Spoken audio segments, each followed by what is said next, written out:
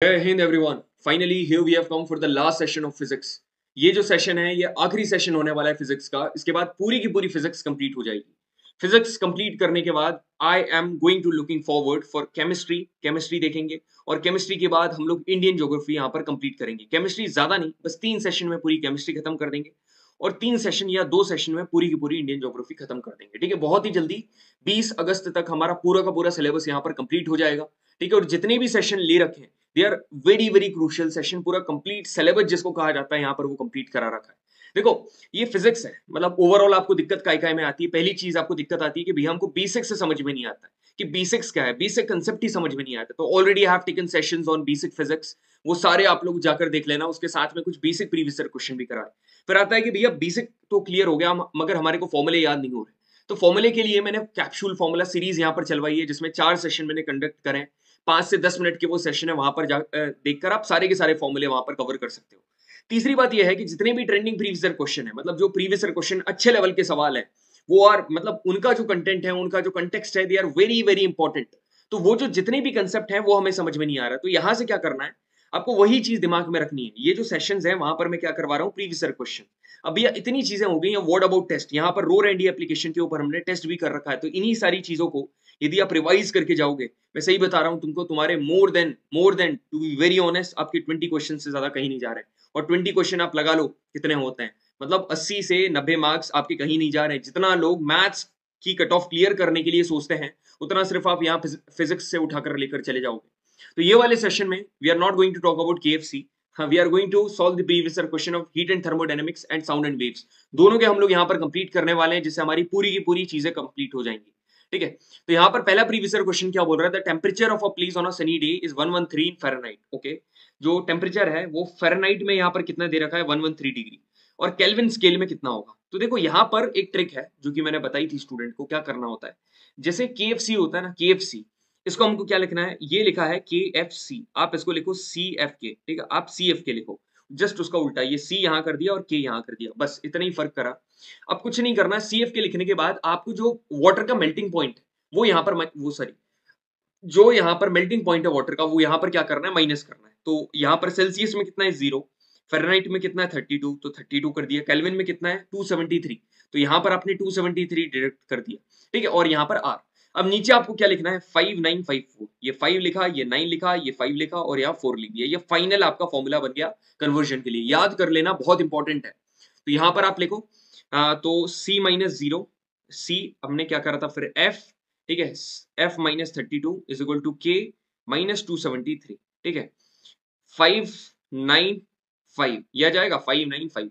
अब मेरी बात ध्यान से सुनना, यहाँ पर फ़ारेनहाइट को काय में चेंज करना है, केल्विन में। फ़ारेनहाइट को केल्विन में। तो ये वाली जो चीज है ये हमारे को दिमाग में रखनी है। तो ये कितना हो जाएगा, 113 minus 32 upon 9, okay, is equal to K minus 273 upon 5। अब ये कितना हो जाएगा, 1, और 11 में से 3 जाएगा तो कितना बचेगा, 8, और ये हो जाएगा 9। Is multiply by 5 is equal to K minus 273। इतना हो जाएगा। ये हो जाएगा 9 9 जा 81, 9 5 जा 45, तो 45 प्लस 273 हमारा आंसर होगा केल्विन में। तो कितना होगा, 8 11 और ये 318 केल्विन आंसर होगा। Option number A is correct. समझ में आया। बस एक फॉर्मूला को याद करने की मैंने आपको ट्रिक बताई है, उससे आपने ये वाला क्वेश्चन डिकोड कर दिया। And it's a very important question, 2019 के सेकंड में पूछा गया है।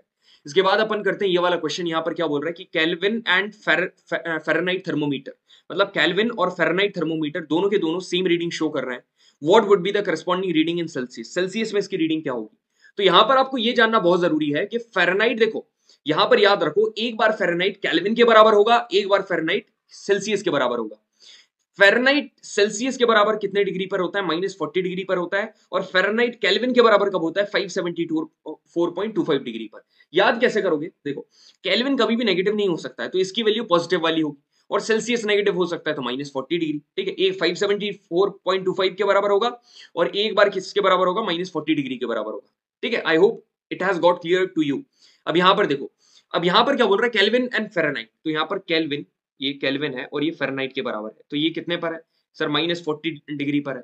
तो अब क्या करो, अब हमको सेल्सियस चाहिए। तो पहले तो वो वाला फॉर्मूला लिखो, क्या केएफसी की जगह सीएफ के लिखा है ना, C-0 is equal to F minus 32 is equal to K minus 273, ये लिखा। फिर क्या है 595, आपने ये लिखा 595, ओके। अब इतना लिखने के बाद आप एक काम करो, आप कुछ मत करो, आपको चाहिए सेल्सियस, तो आप ये वाला उठाओ। आपको फ़ारेनहाइट की वैल्यू तो पता है ना, -40, वो दोनों इक्वल है, आपको उसकी वैल्यू तो पता है ना कि -40 यहाँ पर उसकी वैल्यू। तो या तो आप कुछ भी कर सकते हो, it's your wish. Kelvin Fahrenheit किसको, केल्विन और फ़ारेनहाइट दोनों सेम रीडिंग दे रहे हैं, तो केल्विन और फ़ारेनहाइट यहाँ पर गलती कर दी, 574 के बराबर है।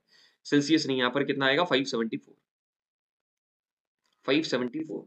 तो अब आप कुछ मत करो, ये दोनों को लो, ठीक है, ये दोनों बराबर है, इसको 574 लिखो, c upon 5 is equal to 574 minus 32 upon 9। ये करा, c upon 5 is equal to ये कितना हो जाएगा 2, ये 4, और ये हो जाएगा 5 अपॉन 9 हो जाएगा। अब ये c किसके बराबर आएगा, 542 अपॉन 9 मल्टीप्लाई बाय 5, ठीक है। अब इसको मतलब सॉल्व करो, 5 2 से 10, 21, 27, 9, ठीक है, ये कितना आ जाएगा 3, तो 3 से कौन सा चालू हो रहा है, ये ऑप्शन नंबर, ठीक है, 3 से चालू हो रहा है। यहाँ पर फिर जीरो लगा के आप ये भी कर सकते हैं, 301 पॉइंट समथिंग लाइक दैट, ये आंसर आ जाएगा, ठीक है। अब यहाँ पर देखो, numerically 2 thermometers can, one in Fahrenheit scale and another in Celsius scale shall give same reading।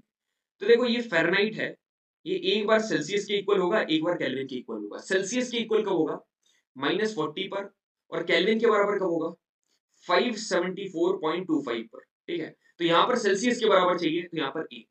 This formula conversion between Fahrenheit and Celsius is, ये फ़ारेनहाइट और सेल्सियस के बीच का फॉर्मूला है। तो एक बात बताओ, फॉर्मूला पहले तो तुमने क्या पढ़ा था, यहाँ पर फॉर्मूला क्या पढ़ा था, c अपॉन 0, वो c, अरे c अपॉन 5 है ना, c upon 5 f minus 32 upon 9 and k minus 273 upon 5। अब मेरी बात सुनो, किसके बीच में, फ़ारेनहाइट और सेल्सियस, तो ये आपको उठाना है फ़ारेनहाइट और सेल्सियस के बारे में।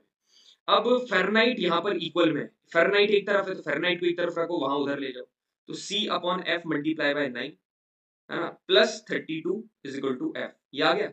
तो अब इसको ऐसे लिखकर देखो आप, f is equal to 32 plus c multiply by 9 upon 5। ये 9 अपॉन 5 किसके बराबर है, 1.8 के बराबर है, बिल्कुल सर 1.8, और ये c है, तो ये देखो ये 1.8 ये c, और ये x किससे प्लस हो रहा है 32, तो ये x की वैल्यू 32 आ गई, option number A is correct, ठीक है।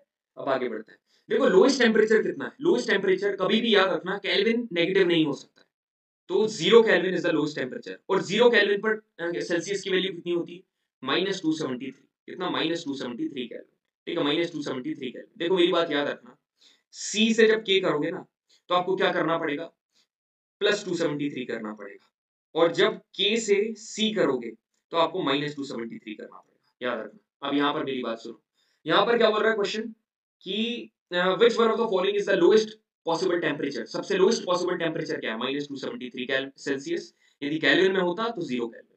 The absolute zero temperature is 0 kelvin, जो एब्सोल्यूट जीरो टेम्परेचर है वो 0 केल्विन है।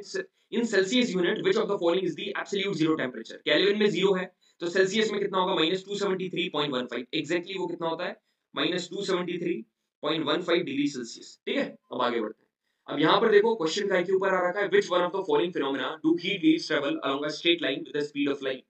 देखो यहाँ पर पहले ये जो क्वेश्चन पूछा हुआ है, कंडक्शन, कन्वेक्शन, रेडिएशन के मतलब समझते हैं। देखो यदि हीट का ट्रांसफर हो रहा है through the particles in the, देखो अच्छे से बताता हूँ, यहाँ पर एक ट्रिक भी मैंने बताई थी। यदि फॉर एग्जांपल यहाँ पर एक स्टूडेंट ये बैठा हुआ है, एक ये है, एक ये है, एक रो ये है, एक स्टूडेंट ये है, एक स्टूडेंट ये है, एक स्टूडेंट ये, एक स्टूडेंट ये है, एक स्टूडेंट ये है, एक स्टूडेंट ये है, ये मैं यहाँ पर ये खड़ा हूँ, ऑफलाइन क्लास चल रही है, मेरे को क्या करना है, सभी को चॉकलेट डिस्ट्रीब्यूट करना है, सभी ने बढ़िया परफॉर्म कर रहा है, और आखिरी वालों ने जो बैक बेंचर्स हैं, इन लोगों ने तो बढ़िया परफॉर्म कर दिया है, तो मैंने पहले वाले को चॉकलेट दी, इसने, ये दोनों कॉन्टैक्ट में बैठे हुए, सभी के थोड़े थोड़े अलग अलग मार्क्स है मगर कॉन्टैक्ट में, इसने इसको पास करी, इसने इसको पास करी। यहाँ पर सेकंड वाले को गुस्सा आ गया कि इसके क्योंकि थोड़े अच्छे मार्क्स नहीं है, ये उठा, इसने बोला सर मैं सीधे जाता हूँ और ये सीधे पीछे वाले को देकर आ जाता हूँ, उसको गुस्सा आ गया।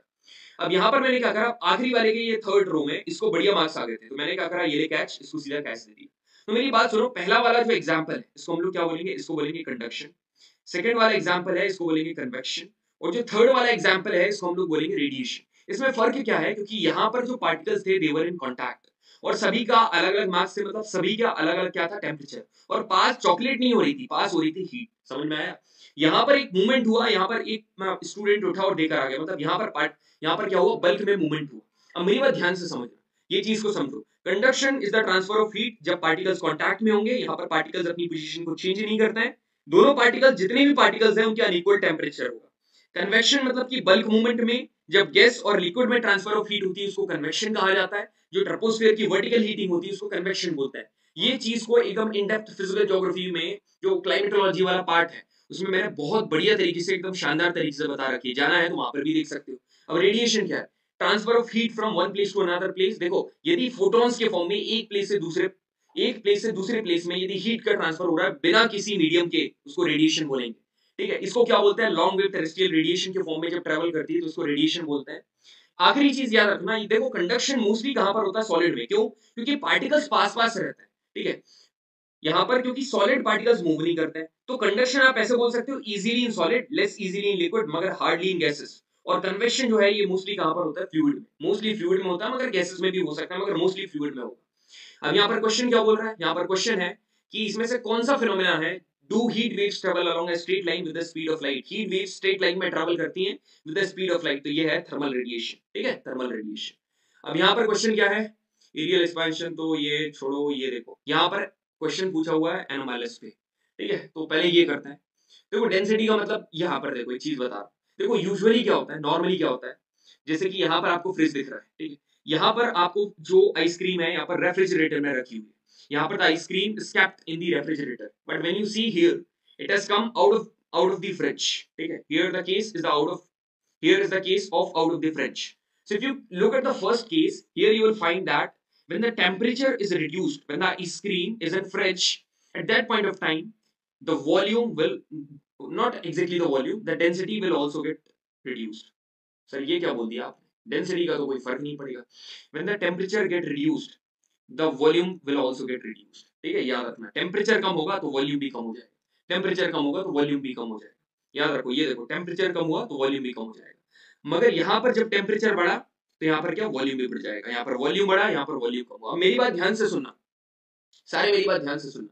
नॉर्मली क्या होता है? टेम्परेचर के बढ़ने से वॉल्यूम बढ़ रहा है। ठीक है, अब वॉल्यूम यहाँ पर आपको पता है density is equal to mass per volume. Volume बढ़ा तो डेंसिटी कम हो जाएगी, और वॉल्यूम कम हुआ तो डेंसिटी बढ़ जाएगी। सेम केस चल रहा है, तो मेरी बात ध्यान से सुनना।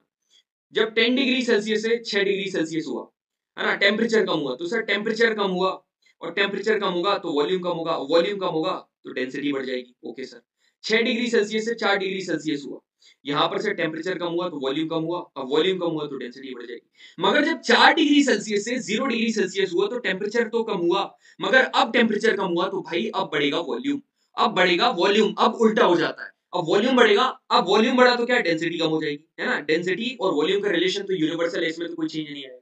तो अब यहाँ पर डेंसिटी कम हुई तो हाईएस्ट डेंसिटी तो यहाँ पर होगी ना, क्योंकि फिर अब डेंसिटी कम हो रही, तो वाटर की हाईएस्ट डेंसिटी पर कहां पर आती है? 4 डिग्री सेल्सियस पर। ठीक है, अब यहाँ पर नीचे यदि आप क्वेश्चन देखोगे ना, ये नीचे वाला क्या बोल रहा है? एज आइस मेल्ट, जब आइस मेल्ट करेगी तो वो एक्सपांड कब तक करेगा? 4 डिग्री सेल्सियस। अब मेल्टिंग का मतलब क्या है? मेल्टिंग कब होगी? कॉमन सेंस लगाओ। देखो मेल्टिंग कब होगी, यदि मैं बात करूं मेल्टिंग की, तो मेल्टिंग कब होगी? जब टेम्परेचर बढ़ेगा।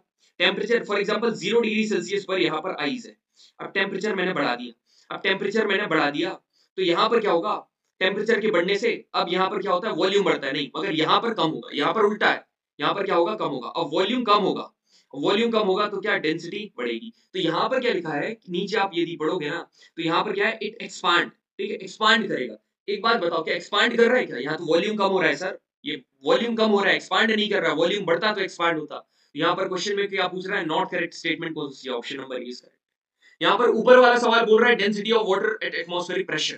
तो पहले तो देखो यहाँ पर क्या है, यहाँ पर आपसे पूछ रखा है कि किलोग्राम पर मीटर क्यूब। पहले तो ऐसा ही यूनिट चेक करा करो किस किस की है।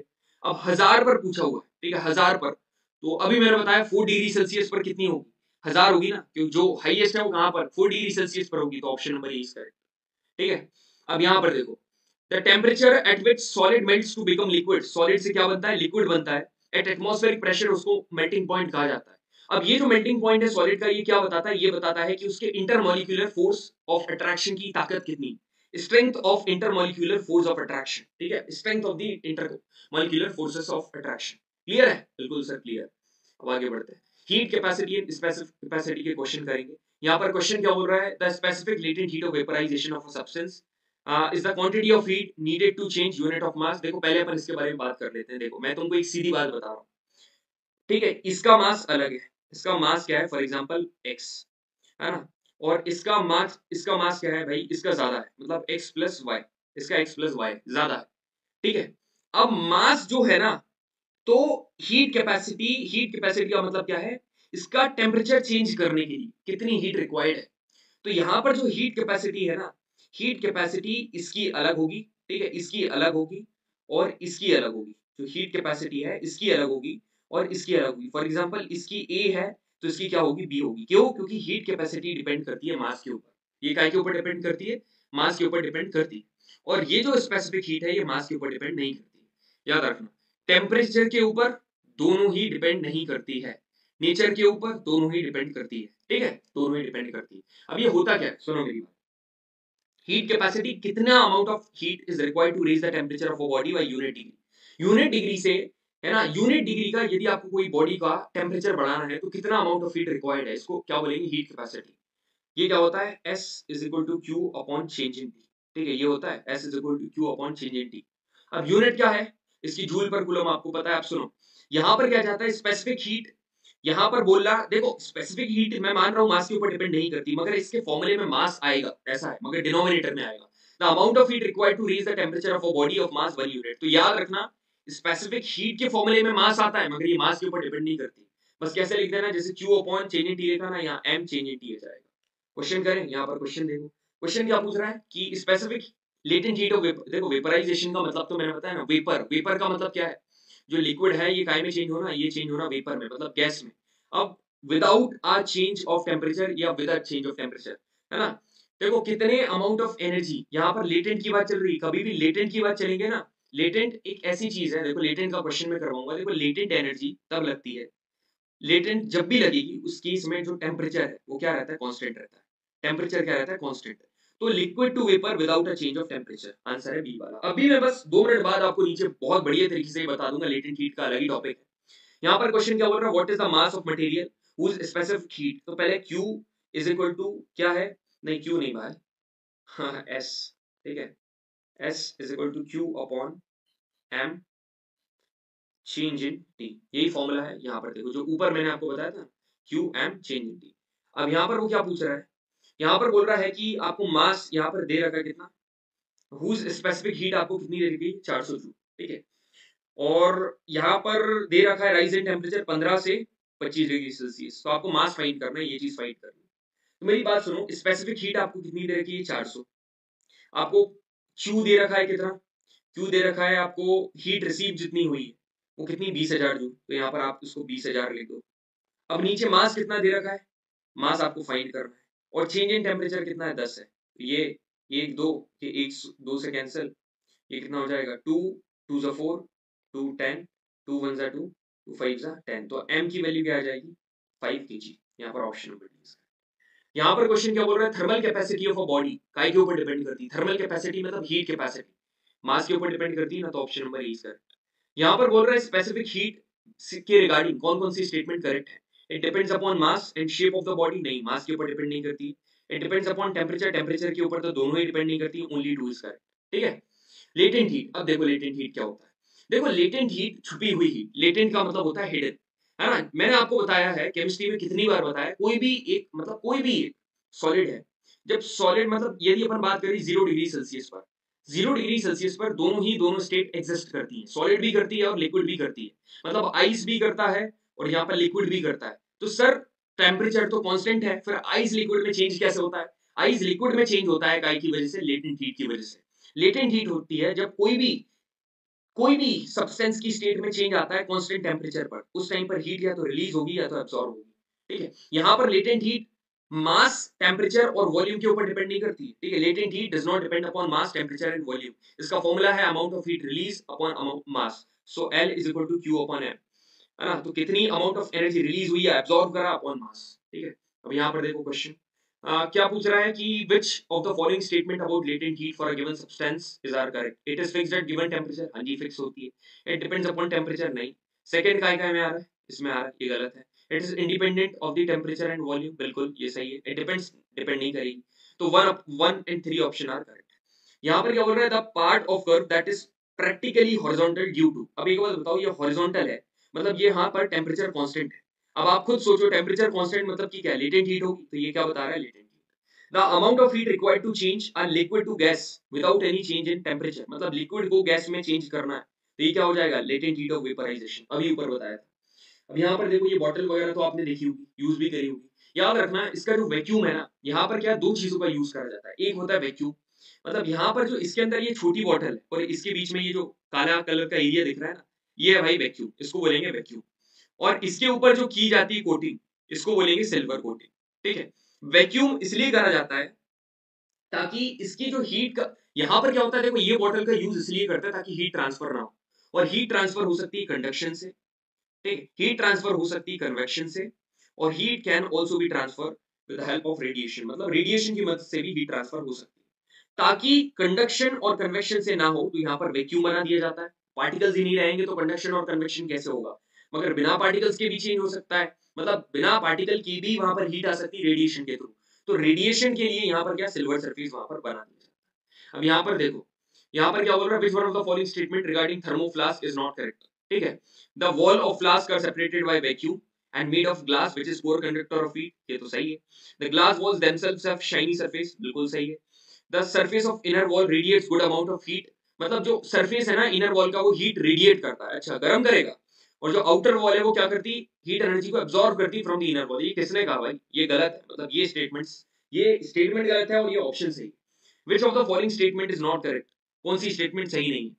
तो पहली वाली स्टेटमेंट पढ़ोगे, the conduction mode of transference of heat, the molecules of solid pass heat from one molecule without moving from their position, अपनी पोजीशन से मूव नहीं करता है, अपनी पोजीशन से मूव नहीं करेंगे क्या, बिल्कुल सही है, ये मूव नहीं करेंगे। The amount of heat required to reach the temperature of a substance is called specific heat, सही है सर, गलत है भाई, और ये सही है। क्यों, क्या यहाँ पर इस डेफिनेशन में मास लिखा है, मास कहाँ पर गया, मास कहाँ पर गया, इसकी जब मैंने तुमको डेफिनेशन ऊपर बताई थी तो मैंने आपसे क्या बोला था, क्लियरली साफ साफ बोल दिया था कि यहाँ पर क्या बोलोगे, ऑफ मास, बस इतना लिखा हुआ है, यहाँ तक तो क्या है, हीट कैपेसिटी है ना, ऑफ मास आपको लगाना पड़ेगा, स्पेसिफिक हीट के फॉर्मूले में आपको मास लगाना पड़ेगा, इसलिए वो गलत है। इसमें से कौन सी स्टेटमेंट सही नहीं है, conduction can easily occur in solid, less easily in liquid but hardly in gases, ये सही है। Heat energy is carried by moving particles in convection cell, बिल्कुल सही बात है। Heat energy is carried by electromagnetic wave, बिल्कुल सही है। The temperature at which solid changes into liquid is called boiling point, नहीं मेल्टिंग पॉइंट होता है, तो ये स्टेटमेंट सही नहीं। ठीक है, यहाँ पर सिल्वरिंग इन थर्मोफ्लास्क ये क्यों करी जाती है, ताकि रेडिएशन ना हो, है ना, रेडिएशन ना हो इसलिए ये सिल्वरिंग करी जाती है थर्मोफ्लास्क में। ओके, देखो होगा। अब यहाँ पर एक क्वेश्चन है, क्या पूछा गया था कि if the work on the system or by the system is zero, on the system or by the system यदि work done zero है, तो इसमें से कौन सी स्टेटमेंट सही है उस गैस के लिए जो कि कोई टेम्परेचर के ऊपर ली गई। तो यहाँ पर ये रिलेट करता है फर्स्ट लॉ ऑफ थर्मोडायनेमिक्स से। ठीक है, देखो पहले तो मैं लॉ ऑफ थर्मोडायनेमिक्स समझाता हूँ। जीरोथ लॉ क्या होता है, यदि ए और बी का टेम्परेचर सेम, मतलब they are in thermal equilibrium, और बी और सी का टेम्परेचर सेम है, मतलब they are also in thermal equilibrium, मतलब फिर ए और सी का टेम्परेचर भी सेम होगा। ठीक है, यहाँ पर इंटरनल एनर्जी जो है वो काय के बराबर होती है, ये इंटरनल काइनेटिक एनर्जी और इंटरनल पोटेंशियल एनर्जी। फिर आता है फर्स्ट लॉ ऑफ थर्मोडायनेमिक्स, जो कि क्या बोलता है कि यदि कोई भी क्वांटिटी की हीट आपने सप्लाई करी सिस्टम में, तो वहां पर जो heat absorbed bye the system, जितनी उसने हीट एब्सॉर्ब करी वो दो तरीके से यूज करेगा। पहले तो इंटरनल एनर्जी के फॉर्म में, जो इंटरनल एनर्जी में चेंज आएगा, और दूसरा एक्सटर्नल वर्क डन के फॉर्म में। ठीक है, एक्सटर्नल वर्क डन के फॉर्म में, ठीक, इंटरनल एनर्जी और एक्सटर्नल वर्क डन।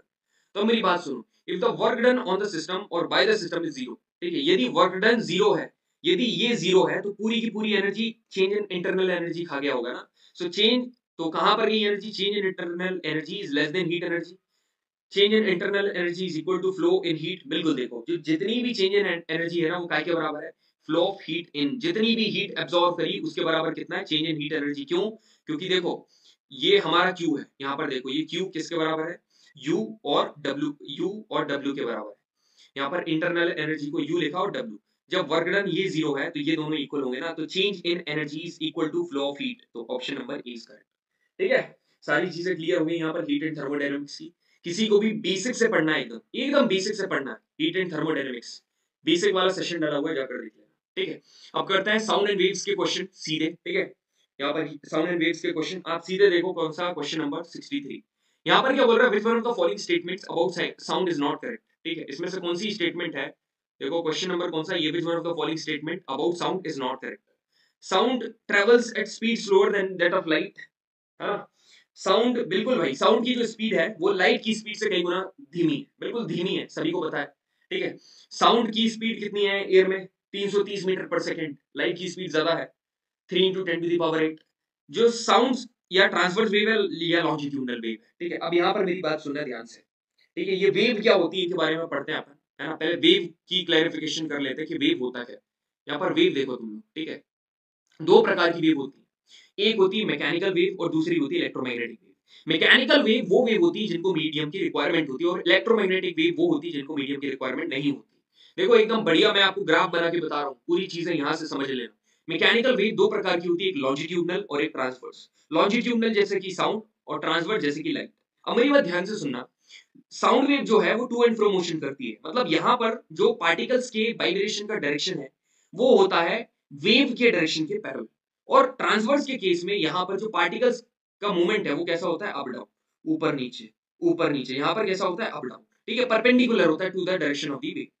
अब यहाँ पर बात करेंगे इलेक्ट्रोमैग्नेटिक वेव की। यहाँ पर कौन कौन सी, gamma rays, X rays, UV rays, infrared, microwave, radio wave, है ना।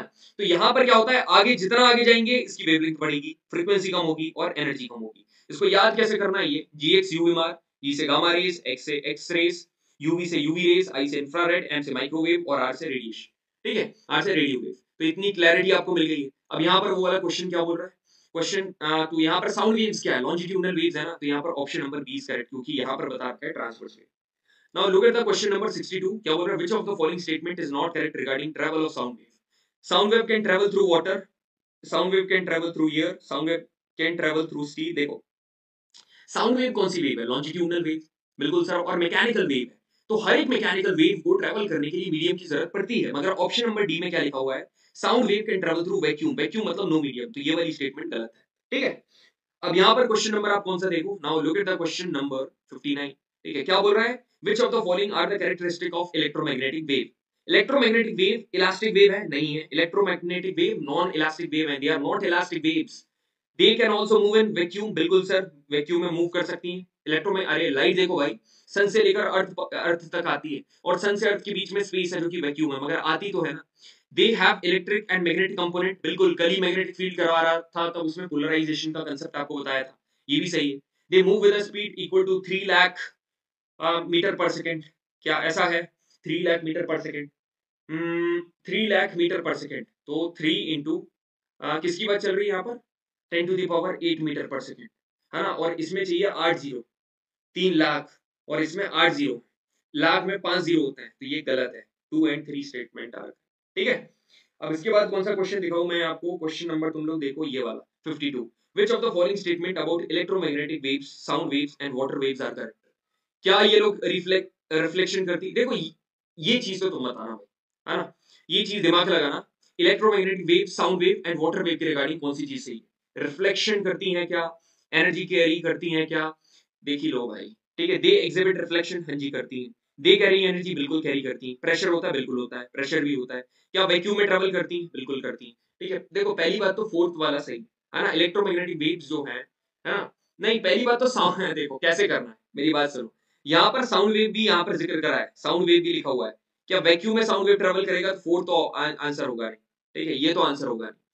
अब यहाँ पर एक बात बताओ मेरे को, यहाँ पर सेकंड वाला आंसर होगा कि दे कैरी एनर्जी, तो बिल्कुल एनर्जी कैरी तो करती है, एनर्जी कैरी करेगी, तो एनर्जी कैरी करेगी, तो 2 का में आ रहा है, इसमें ऑप्शन नंबर ए इसका क्लियर है।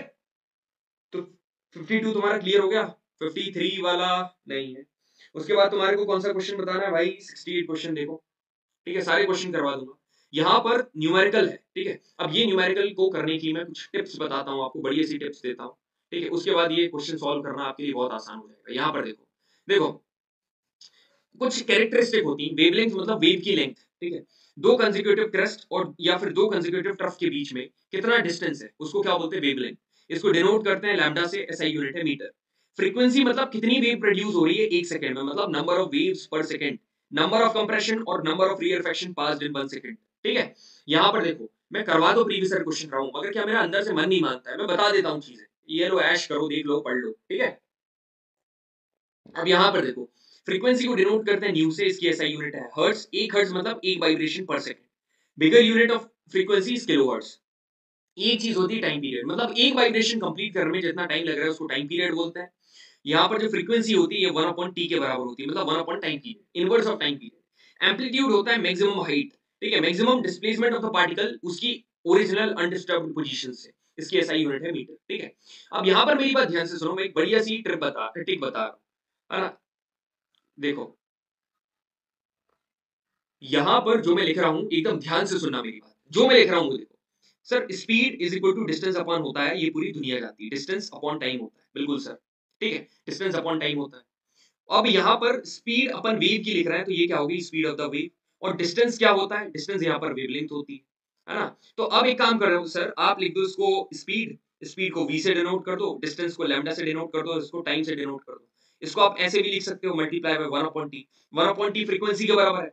तो आप इसको ऐसे लिख दो, speed is equal to lambda multiply by frequency, frequency के बराबर है। तो आ गया ना ये फॉर्मूला। अब वो जो क्वेश्चन है क्या पूछा है कि the way sound wave has frequency 1 kilohertz, ठीक है, साउंड वेव की कितनी फ्रीक्वेंसी है, 1 किलोहर्ट्ज।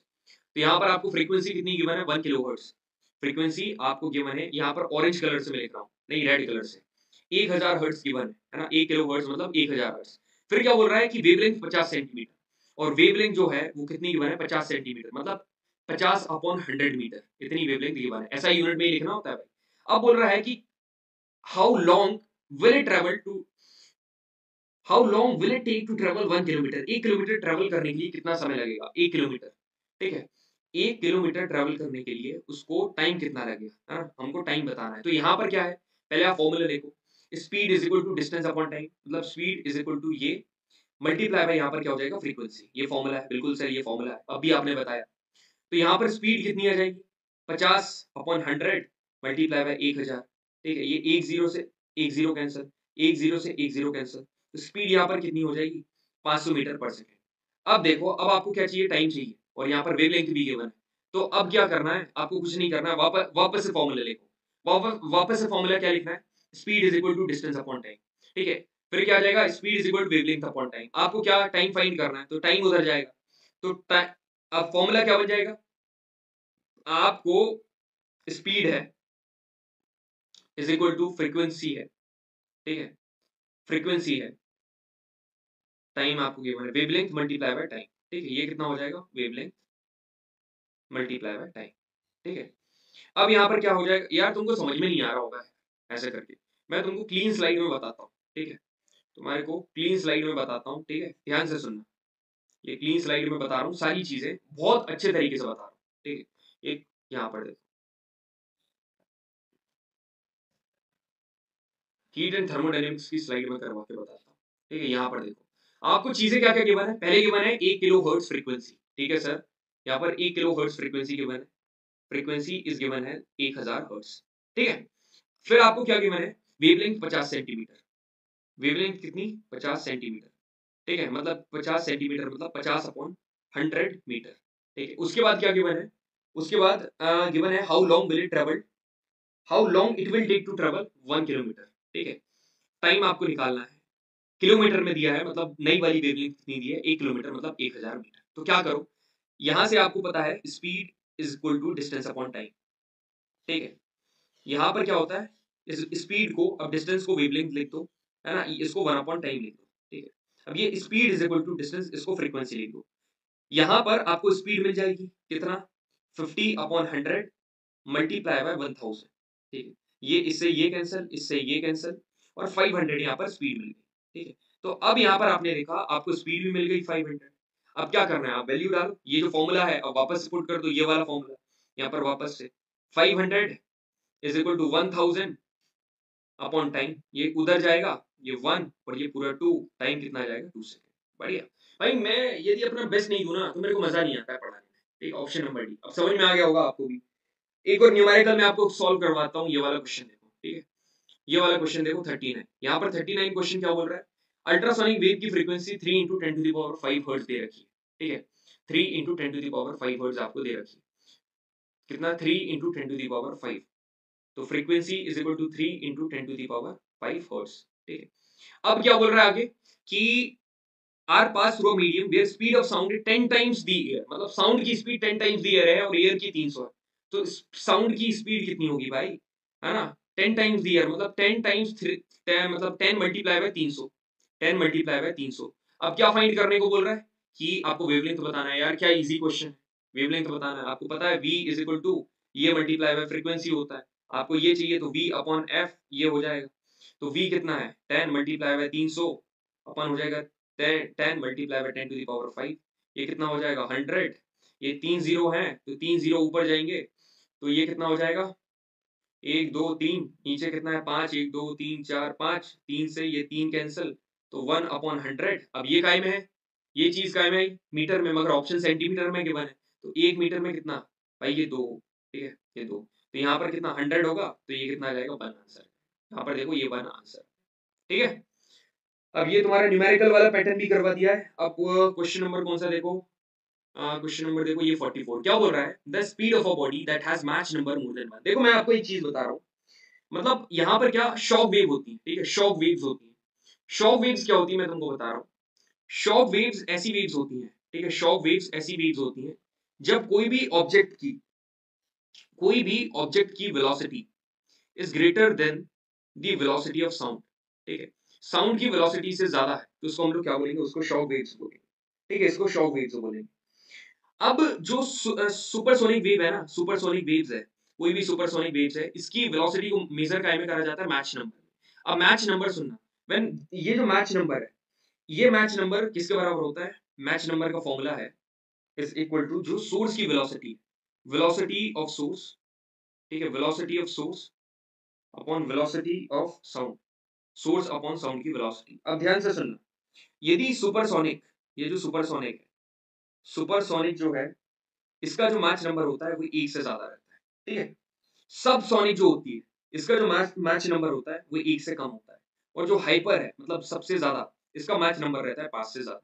तो यहाँ पर क्या पूछ रखा है, ये पूछ रखा है कि मैच नंबर मोर देन 1 किसका है, 1 से ज्यादा किसका रहता है, सुपरसोनिक का रहता है। क्लियर है, बिल्कुल सर क्लियर है। अब इतनी चीजें क्लियर है, अब मैं आपको क्वेश्चन करवाने वाला हूँ कुछ कैरेक्टरिस्टिक के ऊपर। तो अब अपन कैरेक्टरिस्टिक एक बार देख लेते हैं कैसी क्या कैरेक्टरिस्टिक है। इधर फ्रीक्वेंसी ज्यादा है, इनकी फ्रीक्वेंसी कम है, ठीक है। एम्पलीट्यूड तो आपको पता है किसका ज्यादा होगा, जेटमिन कैडेट, ठीक है ठीक है। अब यहाँ पर देखो, पहली होती पिच, पिच होती भाई नेचुरल, ठीक है, और लाउडनेस करी जाती क्रिएट।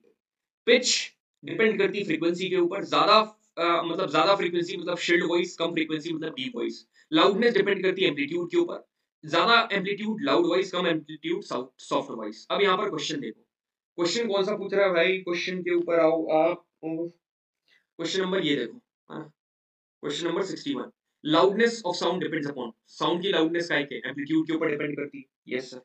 अब क्वेश्चन नंबर ये देखो 53, the pitch of sound depends upon frequency, बिल्कुल सही है। The loudness of sound depends upon amplitude, बिल्कुल सही है, ये भी सही है। क्वेश्चन नंबर 53 हो गया। अब क्वेश्चन नंबर कौन सा देखो, यहाँ पर भी एक क्वेश्चन गिवन है। यहाँ पर क्वेश्चन नंबर कौन सा है, क्वेश्चन नंबर 42 देखो, ठीक है। The loudness of sound is related to, loudness काय के रिलेटेड है, एम्पलीट्यूड के रिलेटेड है। तो ये वाले क्वेश्चन भी हो गए भाई, कोई मतलब एकदम इजी था, कोई एज सच चीजें कठिन नहीं थी, एकदम इजी थी, ठीक है।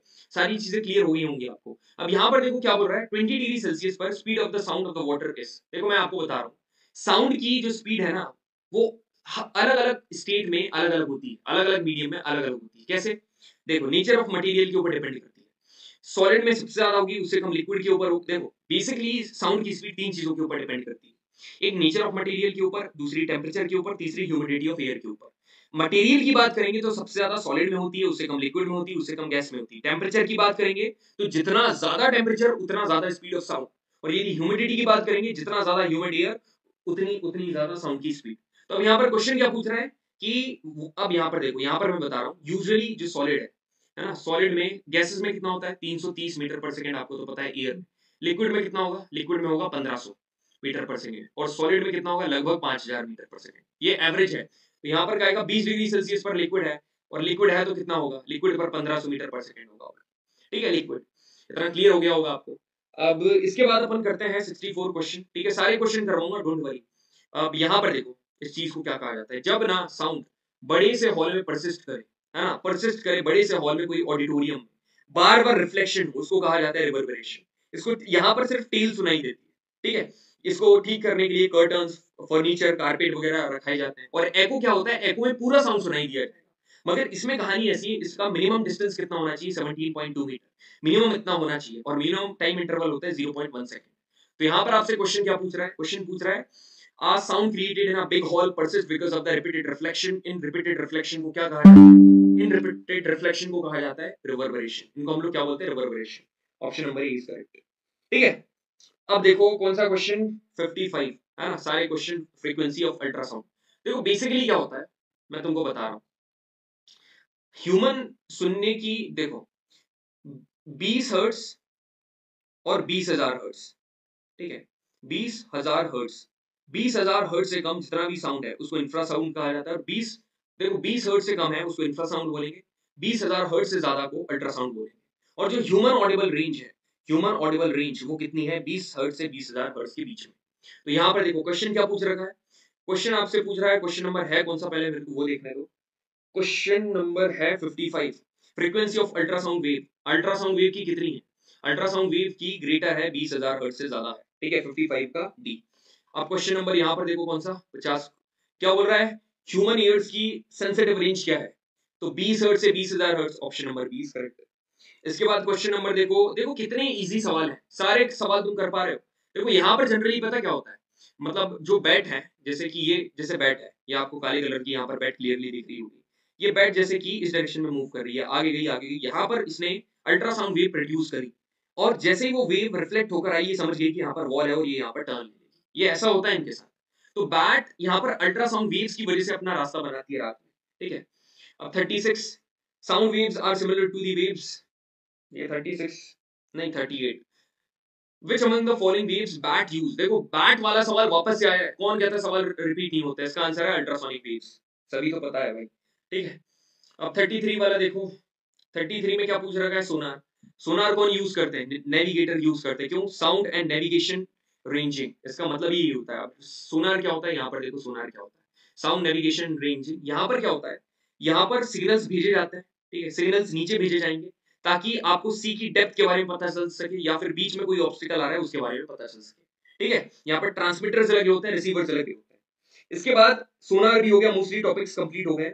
अब यहाँ पर देखो क्वेश्चन नंबर कौन सा 7, क्वेश्चन नंबर 60 देखो, यहाँ पर क्वेश्चन नंबर 60, ये क्या बोल रहा है, पेंडुलम वाला। अब ये पेंडुलम का केस कभी भी आए ना, बस एक चीज याद रखनी है, बस एक फॉर्मूला याद कर लो भाई, पीरियोडिक मोशन का क्वेश्चन है ना। देखो ऐसा एक पीरियड के बाद कोई एक पीरियड, मतलब एक पर्टिकुलर टाइम इंटरवल के बाद यदि मोशन रिपीट हो रहा है उसको पीरियडिक मोशन बोलेंगे। ये ऑसिलेटरी मोशन जो है ये पीरियडिक मोशन, ठीक है। यहाँ पर क्या टू एंड फ्रो मोशन होता है, ऐसा ऐसा, तो इसका जो टाइम पीरियड है ना वो किसके बराबर रहता है, होता है 2 pi under root L upon G के बराबर, 2 pi under root L upon G के बराबर, ठीक है, 2 pi under root L upon G के बराबर। अब यहाँ पर क्या बोल रहा है, अनदर पेंडुलम ऑफ, यहाँ पर एक पेंडुलम क्लॉक दी है, एक हाइट पर उसको लिफ्ट करा है जहां पर जो जी की वैल्यू जी है, ठीक है। अनदर पेंडुलम clock जिसकी सेम लेंथ है but of double the mass of the bob is lifted to another height where the gravitational acceleration is g by 2। मतलब यहाँ पर ग्रेविटी कितने 2 से डिवाइड करती है। अब एक बात बताओ मेरे को, यदि यहाँ पर ग्रेविटी तुमने 2 से डिवाइड कर दी है, ठीक है, तो ये आपने 2 से उसको डिवाइड कर दिया। अब यदि तुमने इसको 2 से डिवाइड कर दिया तो आपने डिवाइड, अब ये क्या हो जाएगा, तुमने इसको 2 से डिवाइड करा, तो यहाँ पर टाइम के ऊपर क्या फर्क पड़ेगा, ये तो इनवर्सली प्रोपोर्शनल है ना। तो 2 से डिवाइड करा मतलब ओवरऑल आप क्या बोलोगे, आपने कैसे डिवाइड करा, अंडर रूट 2 से, जी को 2 से डिवाइड करा, मगर इसको तो ऐसे डिवाइड करा ना, इसको तो तुमने ओवरऑल कैसे डिवाइड करा, 1 अपॉन अंडर रूट 2 से डिवाइड करना, तो टी कितना हो जाएगा, अंडर रूट 2 टाइम्स हो जाएगा, तो अंडर रूट 2 टाइम्स टी हो जाएगा, ठीक है।